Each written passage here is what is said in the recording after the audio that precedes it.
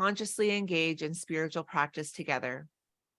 We invite you to settle in, center yourself in this moment, and find that sacred place within where spirit is all there is. Our centering time will be led by Kim Schneider, and first we begin with an affirmative prayer. Please join with me in consciousness, knowing that there is only one life, one mind, one all creative force and infinite intelligence known as God, Spirit, Love, Keakua, the Divine. This one mind is the originating cause of all life seen and unseen, known and unknown. It is the substance from which I am, the energy that moves me, sustains me, and nurtures me into greater expansion of expression, so it may know through experience the fullness of itself. I speak my word for the part of me in the universe known as the multiple expressions within humanity. There is a palpable feeling of abundance moving within me, revitalizing my body, renewing my mind, and buoying up my spirit. I know this is the unlimited, unbound potential of the universe, moving through and as me, and open to receiving the allness of life, knowing my sacred connection within it. I mindfully observe and participate in life guided by thoughts of expectancy, trust, welcoming in my good and a greater good as I attend to the needs of my soul. I am available to support others in realizing and receiving their good and greater good. I am blessed beyond measure in all ways, and in this, I release anything obstructing me from consciously connecting with the presence of Keakua as me and in and as all I experience. With deep appreciation for the allness of God as the one life inspired by love and the law of its being, I reveal infinite abundance moving through and as my life. And I release these words into the creative power of the law of mind in action and its perfect work. And so it is. And so it is. Oh, thank you, Arliss. That was beautiful. This meditation is called Hot Air Balloon. Beyond the repetitious thoughts of your mind lies the innate wisdom of your spirit. The voice of your spirit is like a quiet whisper, while your mind is much more like a raucous crow. Learning to listen to the whisper takes practice. Trust the process and allow yourself to hear the quiet whisper. So remind yourself that you can hear this message that your heart has for you as you quietly go through this meditation.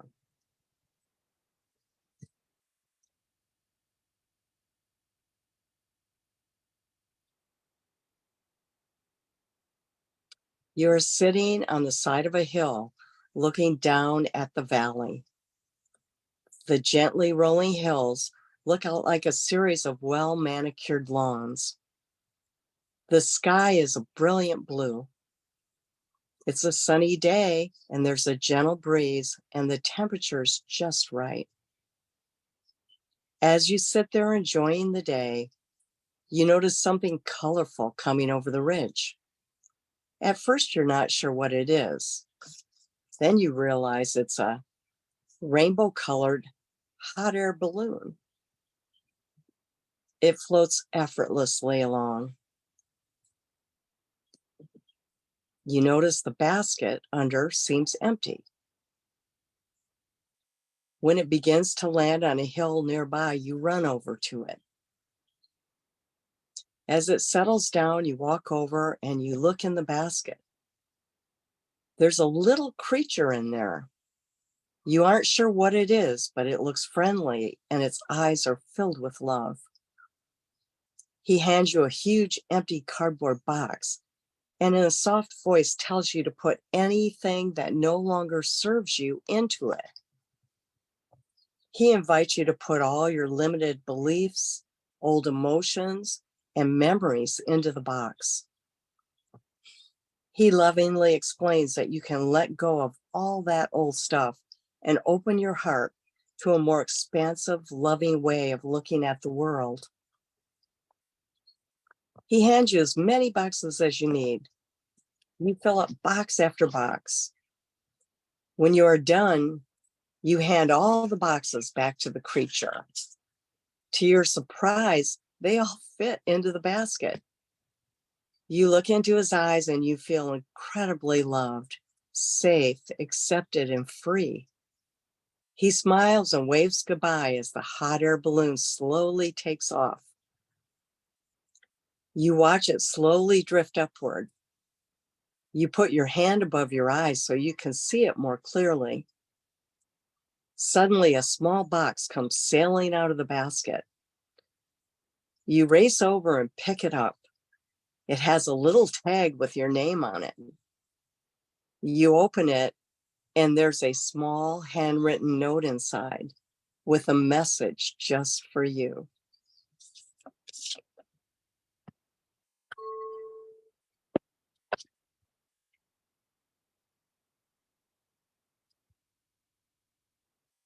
Hear the message of your heart. And so it is. Thank you so much, Kim, for that beautiful, beautiful time of spiritual practice. Would you like to have more of that sacred spiritual connection? Our minister is here to support you in learning to live from this place. I want to invite you to reach out to Reverend Nadene using the contact information on the screen. And now, continuing the theme of Prosperous Me, Open Your Mind to Receive, is today's speaker, Reverend Dr. Nadene Rogers, with her title, Our Philanthropic Nature. Please help me give a warm aloha welcome to Dr. Reverend Nadene. Hello, everybody. Aloha, CSL West Hawaii. And to all of those tuning in today, it's very interesting being back home here in British Columbia, Canada, after I spent almost 2 gorgeous weeks on the Big Island with my spiritual family. Feeling almost a little disconnected today, and yet I have to say that my heart is still very full with every memory and every kindness. So, our centers around the globe teach us, based upon the Science, Mind, and Spirit, authored by Dr. Ernest Holmes, to learn to understand and apply practical spirituality in our everyday lives and in our business lives. He describes this teaching as a correlation of the laws of science, opinions of philosophy, and revelations of world religions, all applied to human needs and the aspirations of man in our own individualized path of evolution. And so as we study and practice this teaching, we learn to be a student of humility and wonder and awe, and the vast power for good within us and within this world itself. And we come to understand, which I think is most important, that as we walk each other home, that we teach by how we live, and that how we live becomes our prayer. So today we continue the exploration of what prosperous me, opening our mind to receive, might look and feel like should we identify with our philanthropic natural nature. Now, we have heard, spiritually speaking, that in order to begin the experience of an abundant universe, we must start the flow by giving that which we wish to receive. Well, while this is a very ancient truth, if we take a deeper look at what this means, we see that not only are we responsible to sustain the faith that we need in order for us to give in times when we are not experiencing universal abundance, but We are called to receive this abundance by giving thanks for the abundance which is waiting to be revealed through us as that desired external demonstration, right? So giving thanks for what is and giving thanks for what is not yet in form. So we can't receive, of course, until we give, but we can't give until we receive. And to harvest that abundance, we must engage in both practices. You know, when we allow ourselves to step aside of our pride and the vulnerability of our personality and surrender to the perfect work of that natural philanthropic nature that lives within us, the smallest of actions will then take on great significance. And our days will just be, at least in my experience, jam-packed with meaning and purpose. You know, so today as I share some thoughts on harvesting our abundance, I will address the root of humanity's inherent nature as being philanthropic. And I want to touch upon also the laws of reciprocity and cause and effect. Now, I'm going to share with you a little history on the word philanthropic. So hang in with me. It all makes sense, at least to me, as to why this is, and I can actually believe that I am a philanthropist, even though I don't have a bank account in the millions. So when we think of the word philanthropic, we mostly connect, as I said, with financial abundance and the giving of it away in service to others and/or a higher cause for the greater good. But I found the origins of the word philanthropic very interesting. It is generally agreed that the word was coined in ancient Greece in a play called Prometheus Bound. Now, there the author told as a myth how the primitive creatures that were created to be human at first had no knowledge, skills, or culture of any kind. So they lived in caves, in the dark, in constant fear for their lives. Zeus, the king of the gods, decided to destroy them, but Prometheus, a titan, whose name meant forethought, out of his philanthropos tropos, or humanity-loving character, gave them two empowering, life-enhancing gifts. He gave them fire, symbolizing all knowledge, skill, technology, arts, and science. And he gave them blind hope, or optimism. The two went together. With fire, humans could be optimistic. With optimism, they would use fire constructively to improve the human condition. Now, the new word combined two words, loving, in the sense of benefiting, caring for, nourishing, and anthropos, which means human being, in the sense of humanity or humanness. So at that mythical point in time, human individuality did not yet exist because there was no culture, including language skills and other differentiating attributes.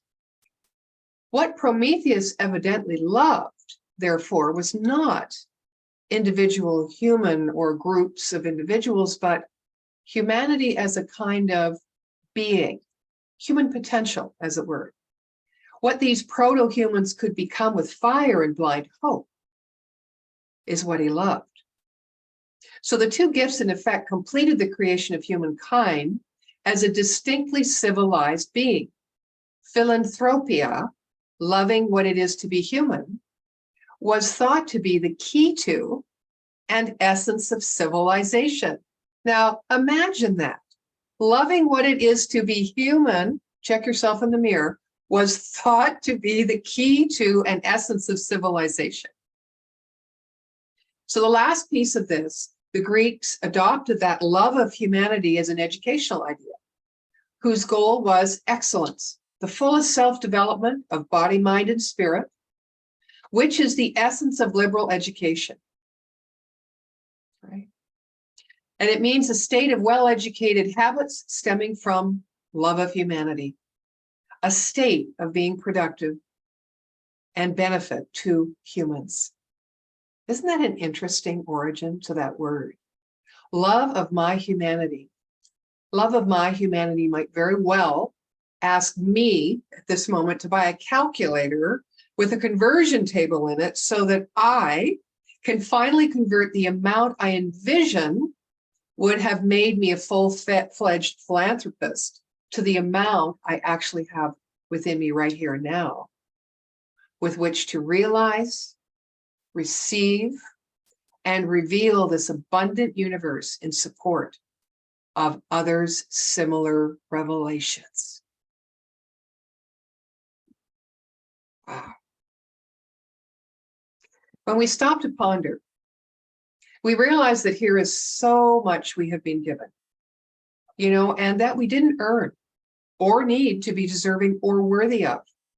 For instance, we didn't earn anything in this life that really sustains us or makes us feel good. We didn't earn air, water, the sun, Earth's provisional food supply, our birth.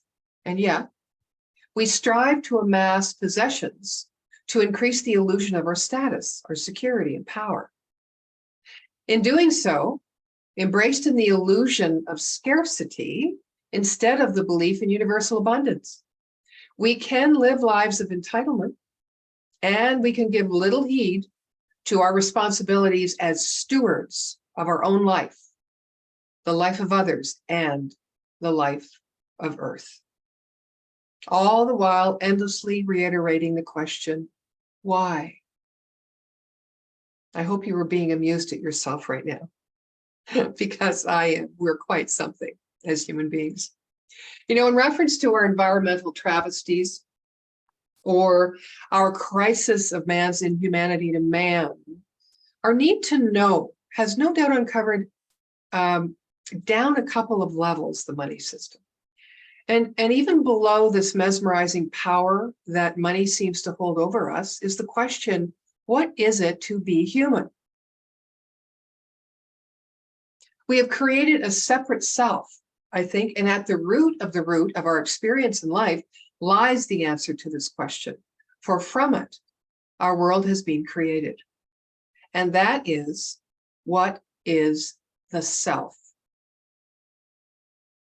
A practitioner in a community that I once worked with, I remember very clearly when I asked her in a practitioner class, and I said, what is the self? Her response to me was, we are creation with no name, the avatars of love. And yet we have come to know who we are by looking outside and seeing what we are not. And from there, our need to own, control, and become a person of 1,000 faces is critical, it seems, to our survival.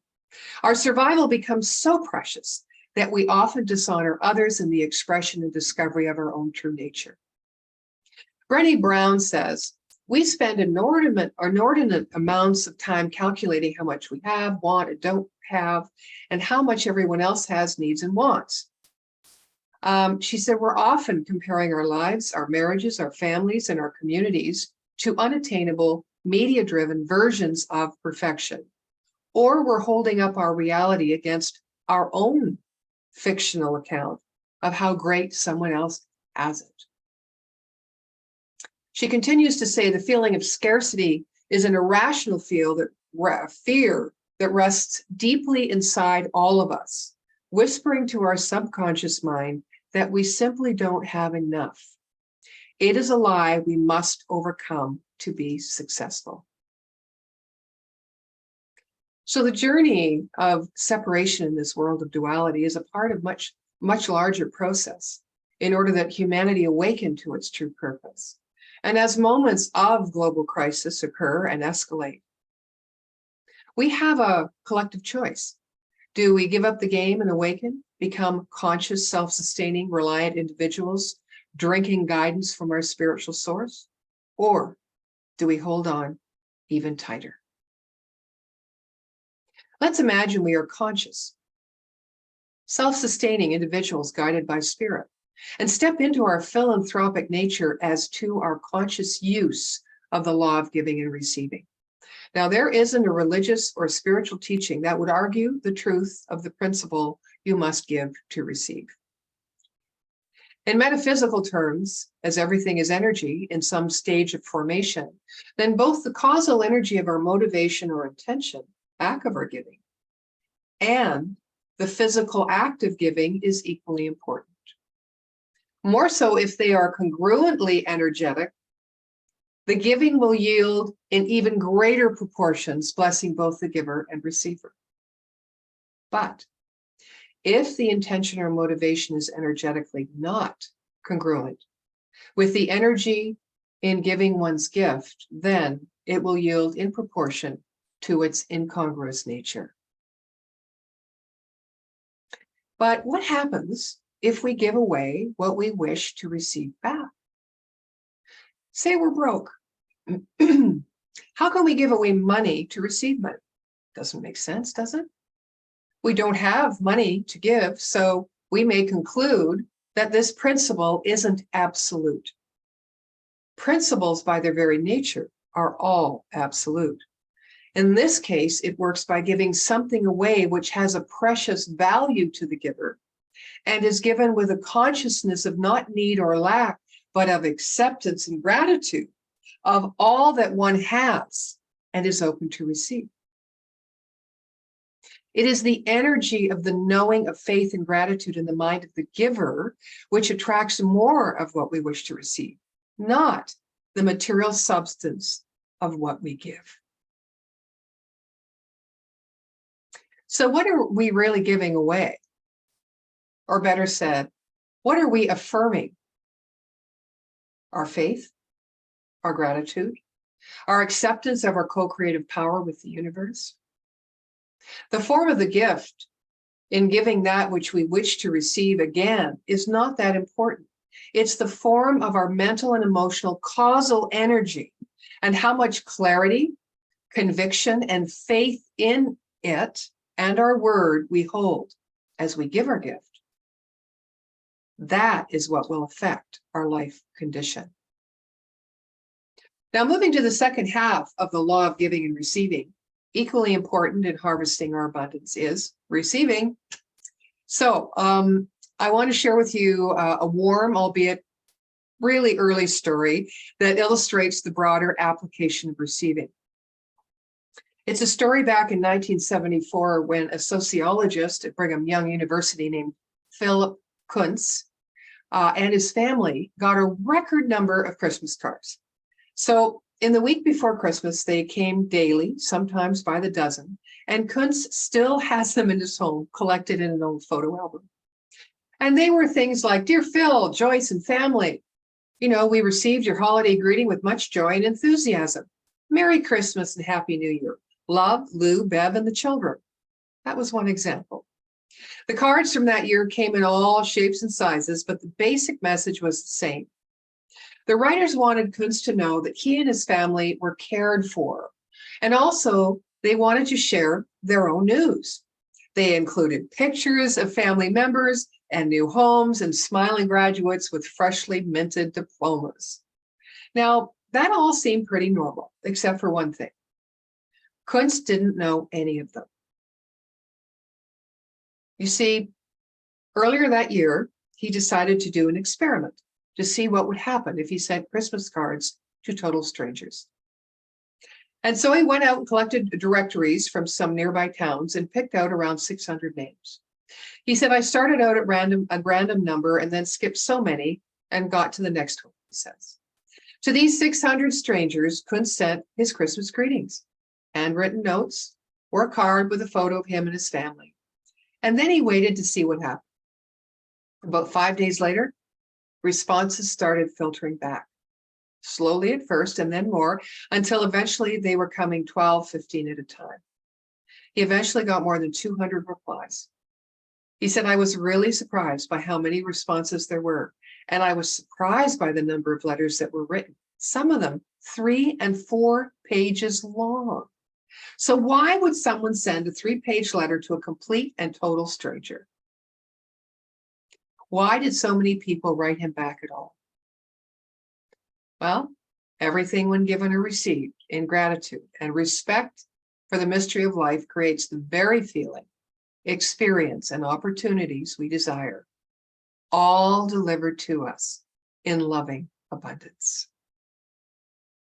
I have come to know that this principle purports that literally, when I believe I am enough, there is enough. And knowing that there is enough and that prosperity is ever coming to us in equal proportion to our ability to be grateful for all that we have now, we are invited to let go our death grip on the picture of what that material something we see or even imagine looks like as the answer to our prayers, and keep open at the top in gratitude for the harvest, stating this or something better, this or something better. Now, I know the greatest challenge to being generous in the midst of conflict is the demand to look beyond the immediate situation. You know, when hatred or rejection or opposition are high, the credibility of loving connection and our impetus to give is at our lowest. But remember, there is no God taking care of you or me outside of our own higher consciousness, which lives in the knowing that our source for every possible waking, imagining, and every nighttime dream lies in the belly of the belief in a universe that is friendly, a power that is loving, and a law that is constant, affirmative, and impersonal. So can you see yourself in this evolutionary process of awakening to your own self-worth and capacity to know there is enough and give without measurement, just for the joy of it, because it's your true nature? Our capacity is not just revealed when push comes to shove or the pedal is to the metal. It's about experiencing life from the vantage point of the witness, as conscious conspirators with the laws of the universe, to be a co-creator instead of a controller. Our reach, be it through thought, word, or deed, is our spiritual legacy in the making. And as we begin to awaken the awareness of our inherent philanthropic nature through understanding and practicing the law of giving and receiving, we are blessed tenfold by our own generosity. And generosity increases our ability to see what is not readily there. You know, in closing, all of us are drawn to community. You know, our instinctive nature calls out to one another because there is something of great and precious value that lives here. Whether we are aware or not, we have been drawn here to uncover the treasures that abound. So exercising our philanthropic nature and loving generosity has the ability to lift us up to a higher level where we are more human or humane, more the person we really want to be. Each of us has the capacity within us, for we have life without end within us. There is no lack or limitation. All it takes is a willing spirit and the courage to be used for something greater than ourselves. Remember, my friends, that when you thirst, that you are enough, and therefore there is enough. There is enough love in which the spirit within gives birth. And as we express our inherent philanthropic nature with fire, humans can become optimistic. And with optimism, they would use their fire constructively to improve the human condition. And so it goes, and so it is. Amen. Thank you, Reverend Nadene, for such a heartfelt, inspiring message this morning. And please join us next Sunday as we welcome Carol Burbank with her message, The Power of And to Open the Door to Receive. And now it's time for our conscious giving, an opportunity to participate in the law of circulation. We know that we have to receive as well as give. So I invite you to let your divine inner wisdom choose the blessing of joy that calls to you, whether it is one on the screen or something from your higher self. Keep it with you all week and remember how much you are loved. Wonderful. And now we can complete the law of circulation by giving back. I invite you to invoke the feeling of gratitude through thoughts of infinite possibility right where you are, allowing that to fill you and the space around you. Thank you for all the ways that you support the center and the community, whether it be in the form of a donation, your time, or by sharing your positive light out into the world. All of those are a gift. And now let us speak our prosperity affirmation together. This gift I give is God in action. I give it in love. I give it in joy. I give it in gratitude. I give it knowing that it is given again. And so I graciously give. And so it is. We offer ways for you to donate your offering. You're welcome to do that online or to the address that is on the screen. We gratefully receive your gifts and tithes. Your support allows us to connect with each other to create a center where we can thrive and learn to contribute to a world that works for everyone. And last but not least, here are a variety of ways to connect and engage in community. Sharing the Bounty Fall fundraiser closes tonight, so if you haven't had a chance yet to see the fabulous donations to our silent auction, please go to our website, cslwh.org, and bid. I also put the link into the chat. Your support helps this community in this stage of visioning its next yet to be, with part of the proceeds paid forward to the Waimea Food Pantry, St. James Parish, and the United Way Maui. The clock is ticking. It closes tonight. Self-mastery, the emergence of true self, new dates, October 28th to December 16th, 8 to 10 a.m. Hawaii Standard Time. This is a Science of Mind accredited course facilitated by Dr. Nadene Rogers and focuses on healing, revealing the perceived between personality and spirit to gain mastery in the art of conscious living, and the investment is $150. The Meta Coffee Chats, bringing spirituality into the world of business, begins November 2nd from 8:30 to 9:30 and runs for 6 consecutive Thursdays. Learn the art of high-level decision-making, the 4-step method of conflict resolution, and the ABCs of manifestation to the benefit of all. Facilitated by Reverend Nadene, the investment is $15 per session or $75 for the continued series. Sunset Ohana Meetup is Sunday, October 22nd from 4:30 to 6 p.m. at Spencer Beach Park.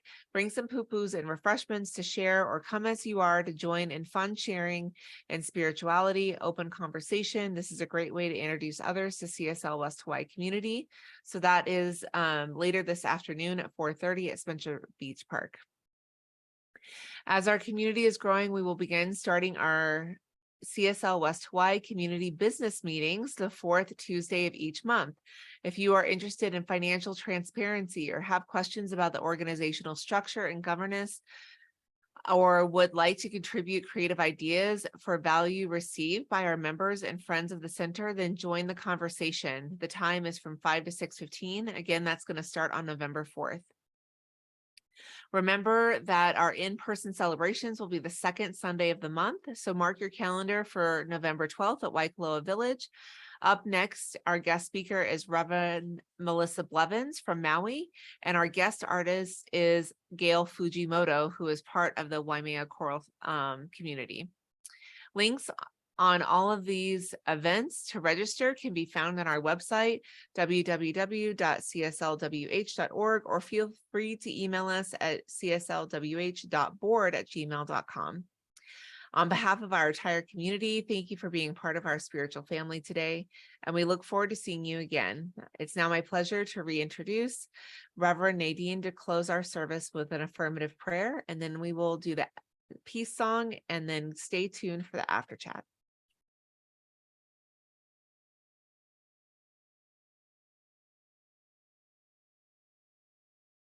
Thank you, Arliss. I just invite all of you just to join me in consciousness, if you would, as we close our time together. Knowing our humanity's inherent, loving, and generous nature and spirit. So knowing that God is all there is, or this universal intelligence, this creative force and power that lives, moves, and has its life through my own individualized expression of it, I know that I'm never separate from this idea of universal abundance, from the potential that is existing in the absolute realm in which all is, in which all already is. And so I move my mind upon this, and I open my heart, and I throw open my hands. And I move as if I absolutely know that within me is a spirit everywhere present, and I see the spirit everywhere present. And I remember that I give from the heart, and I give without fear, knowing no lack or limitation ever can have power over me. And so I give out of love. I give out of love, and I watch the true world appear before my very eyes. It is in deep gratitude for all that always has been that I open to receive, that I harvest the abundance that is my divine birthright. There is a power for good in this universe, and we can use it, but more importantly, we can let it use us. Blessings on your week, everyone.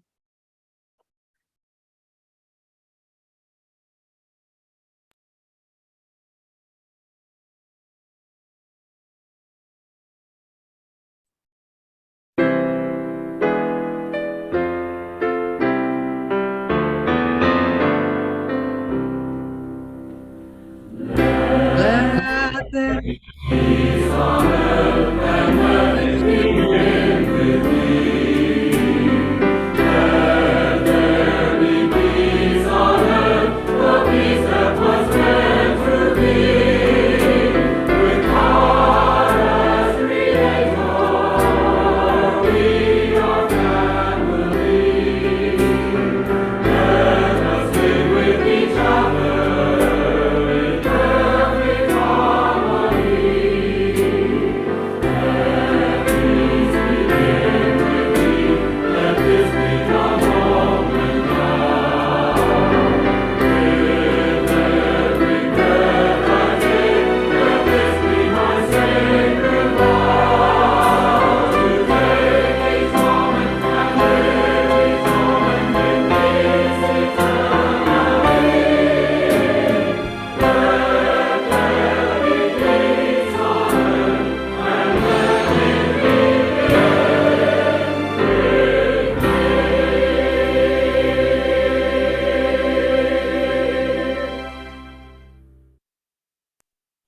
Thank you for coming today, and we look forward to seeing you next week.